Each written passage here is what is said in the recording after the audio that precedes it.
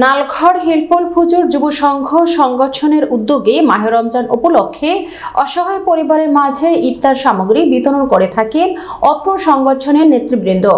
প্রতি বছরের ন্যায় কুমিল্লা 14 গ্রাম উপজেলা শ্রীপুর ইউনিয়ন নালঘর হিলপুল ফুজুর যুব সংঘ সংগঠনের উদ্যোগে প্রবাসী ও ব্যবসায়ীদের সার্বিক সহযোগিতায় মাহে রমজান উপলক্ষে প্রায় 3 শতাধিক অসহায় পরিবারের মাঝে ইফতার সামগ্রী বিতরণ করে থাকেন অত্র সংগঠনের সকল নেতৃবৃন্দ। বুধবার সকাল 10টায় আয়োজিত ইফতার সামগ্রী বিতরণ করা হয়।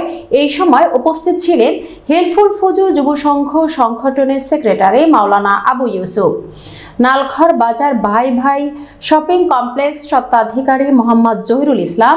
আয়োজিত অনুষ্ঠান শেষে অত্র সংগঠনের নেতৃবৃন্দ জানায়, প্রবাসী ও দেশের অনেক ভাইদের সহযোগিতায় আল্লাহর রহমতে আমরা চেষ্টা করি এই সংগঠনের পক্ষ থেকে অসহায় পরিবারের মানুষগুলো মুখে একটু হাসি ফোটানোর জন্য।